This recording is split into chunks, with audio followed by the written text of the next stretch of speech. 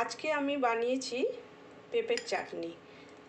এই পেঁপের চাটনিটা বানাতে গিয়ে খুব একটা সময় লাগে না।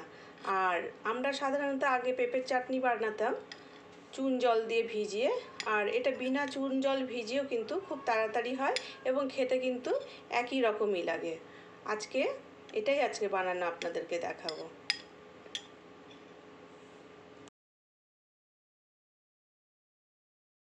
পেঁপেটাকে এইভাবে ছিলে নিয়েছি।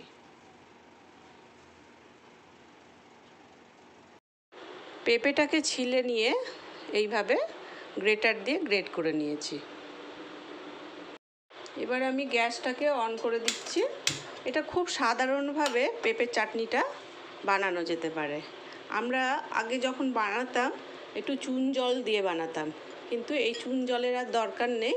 একদম এইভাবেই সেদ্ধ করে নিতে হবে।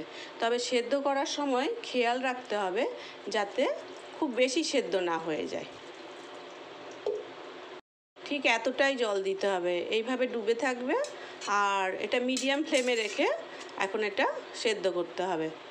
সেদ্ধটা আমাদের দেখে কিন্তু সেদ্ধ করতে হবে, বেশি সেদ্ধ হয়ে গেলে আবার ভালো লাগবে না খেতে। আমাদের পেঁপেটা 10 মিনিট সেদ্ধ হতে দিয়েছিলাম মিডিয়াম ফ্লেমে। আমাদের জলটাও কিন্তু প্রায় শুকিয়ে গেছে আর সেদ্ধও কিন্তু হয়ে গেছে। এবার এতে আমি দিয়ে দেব চিনি,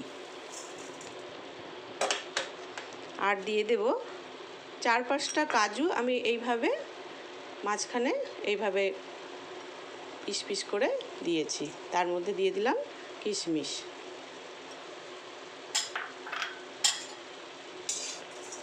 দিয়ে এইভাবে এটা নাড়াচাড়া করতে হবে।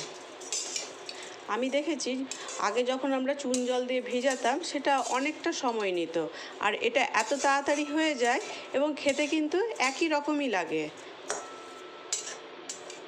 আমি এটাতে একটু অল্প করে লবণ দিয়ে দিলাম। এটা আমি হাফ পেঁপেই বানিয়েছি, আর চিনি দিয়েছি 1 কাপ। যদি মনে হয় যে আরও আপনাদের চিনি দেওয়া দরকার কিংবা একটু মিষ্টি বেশি অনেকে খান, তারা কিন্তু চিনিটার মাপ কম বেশি করতে পারেন। এটা এইভাবেই এখন ফুটবে।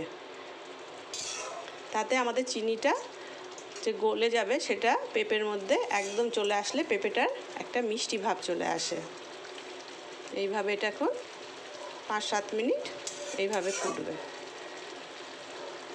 পেঁপেটা যখন আমি সেদ্ধ হতে দিয়েছিলাম তখন কিন্তু আমার পুরো জলটাই লেগে গেছিলো। যদি মনে হয় যে জল আপনাদের বেশি হয়েছে, সেই জলটা ঝরিয়ে নিতে পারেন। দিয়ে তারপরে যখন চিনি দিবেন দেখবেন একদম এইভাবে জল ছাড়বে এবং সেই জলেই সেদ্ধ হবে পেঁপেটা।